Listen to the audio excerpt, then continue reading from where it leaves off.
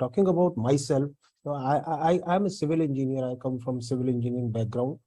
So my discussion today will be on water savings during construction. And I have been associated with Indian Green Building Council. I'm IGBC fellow, IGBC AP, and few committees. I also participate for spreading of the knowledge of green building and sustainable built environment. So, and my topic for the day is sustainable construction, and it's sustainable construction during the construction phase. And I will tell you why I'm talking about this. Because I, as an engineer, I have a very clear-cut idea about the cycle of engineering. I call it a cycle of engineering. Any engineer goes through three phases, or any process or any product goes through three phases. And engineers are involved, engineers, architects are involved in case of sustainable built environment in all the three phases. One is design phase, the second is production phase, the third is performance phase. And somehow engineers, the different engineers are involved for the design part, for the production part, and then for the performance monitoring part. If I talk about case of automobile engineering, so the engineers get questioned. Simple thing is fuel consumption. So somebody designs a car for 25 kilometers per liter of fuel, and it gets produced. And when it comes to the performance part, it's giving 16 kilometers per liter. So there's a question mark on the engineer or on the company, how is it happening? So this is a cycle of engineering. It has to be taken for the product and product. But sadly, when it comes to built environment or construction projects, all the three phases do work in silos. That's the sad truth about India, and we all know that. Design phase in a sustainable built environment is green, because the architects, they have good knowledge.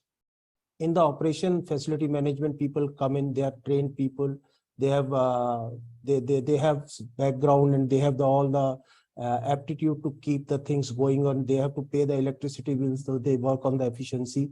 But what's happening, if we talk about a project or a real estate project, it gets designed for 12 to 18 months, gets constructed for 5 years, then there's a lifespan of say 30 to 50 years to that project.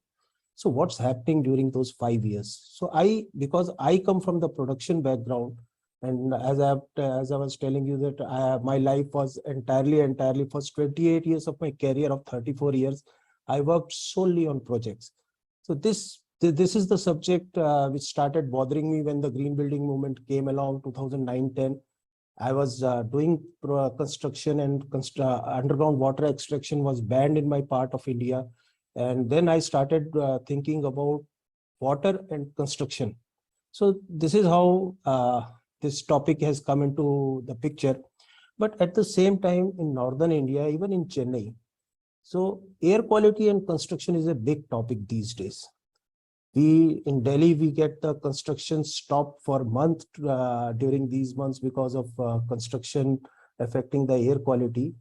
And yesterday I came to know from the newspapers that they have stopped construction even in Mumbai, which is a coastal city. And trust me, in Chennai also, you got very good weather, very good AQI. I will share 10 to 15 minutes of my presentation on air quality in Chennai, because that's one of the primary works I have been doing. So why is construction sector not green or not sustainable during the 4 to 5 years of the construction period that's happening?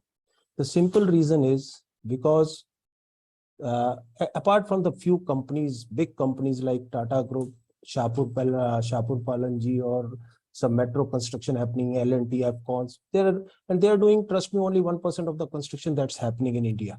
Rest 99% construction, it's all about low wages, low skills, and unproductive and inefficient work processes that are being followed. And that's affecting in construction industry, they call it EHS. They just put it in one policy: environment, health, and safety.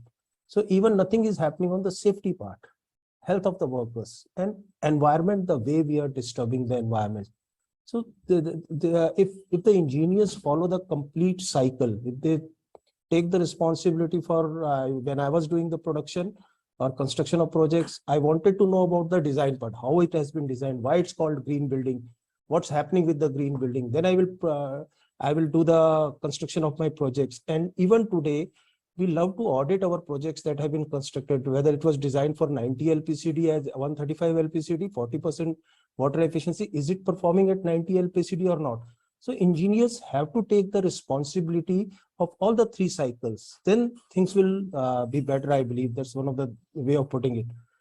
So when I talk about sustainable construction practices during construction phase, so it's about these 4 or 5 parameters I would talk about. One is intelligent utilization of water during the construction phase, or not wasting the water during construction. The second part is measurement of energy and water consumed during the construction phase. Third is air quality and construction, which I gave you a small brief introduction. Reuse of construction and demolition waste, and creating zero wastage projects. How we can create a project or do the construction without harming or doing the minimal damages to the environment. So this is the idea, and intelligent utilization of water is the topic for the day. But as I have requested, I am starting with the air. So 2016, India came up with this National Clean Air Program.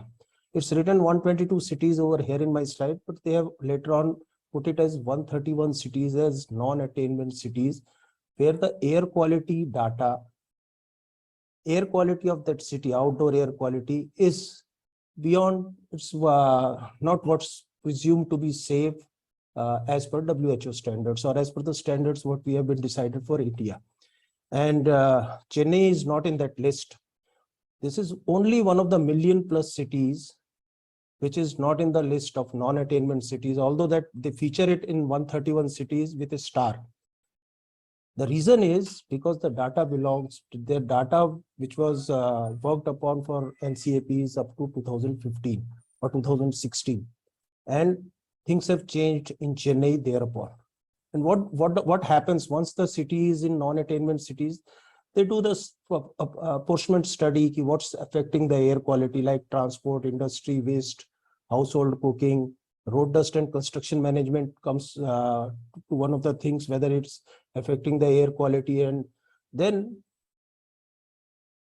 in Tamil Nadu, there are 4 cities, as I have told you.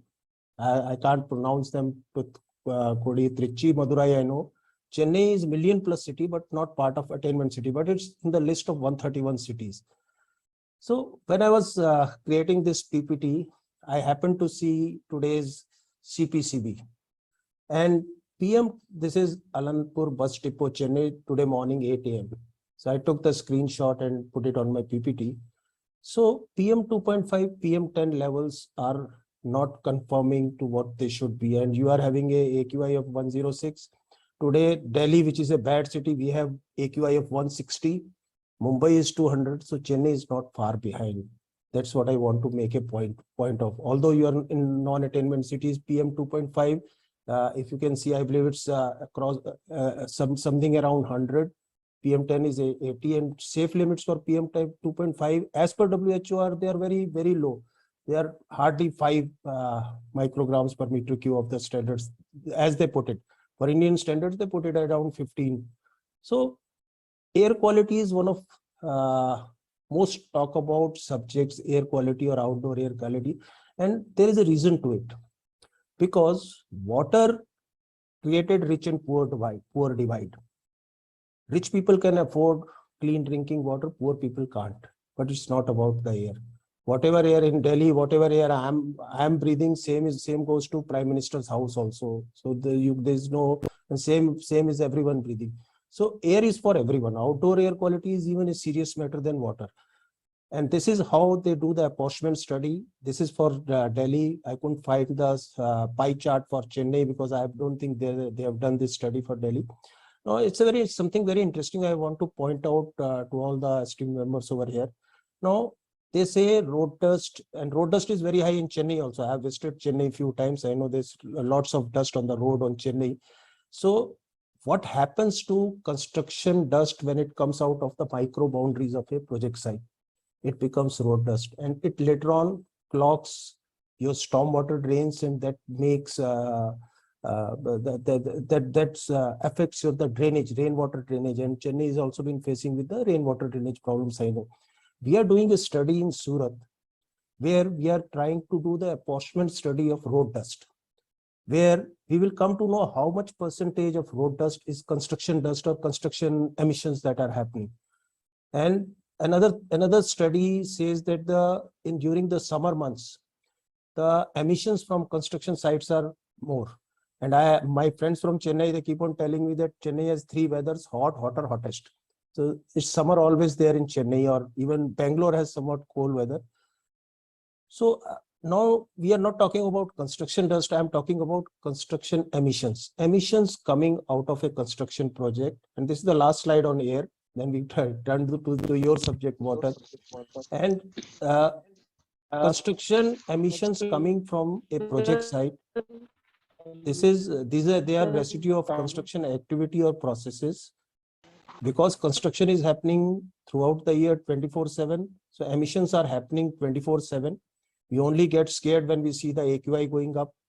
And how do we counter it?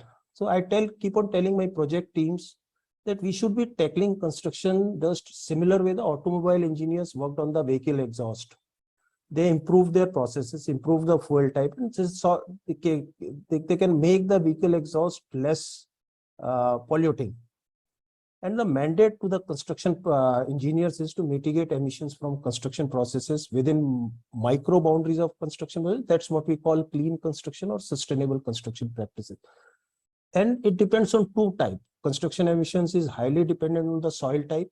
Again, Chennai has lots of alluvial soil. That explains the higher PM 2.5, PM 10 in Chennai. What I saw in in your sites today. Same alluvial soil, but why your AQI is less than 50? Because you are on the seashore and lots of winds. You got beautiful wind speed in Chennai, which is taking the PM particulate matter away from, and it's getting dispersed. But trust me, whatever construction emissions are happening, they are getting out of the construction micro boundaries. They are onto your road and creating road dust and choking your drains. And this study has to be done for Chennai. This is one of the things that I talk. So what are we doing for construction emissions? I don't think much is happening in Chennai for construction emissions. And there are three things. This will be happening for the water also. We need to take the help of technology, innovative ideas of project teams, and training and capacity building. In case of technology, we put monitors for construction, air quality monitors at project sites. We use fogging machines, and we use wheel wash. So these are few things what we use for air quality mitigation.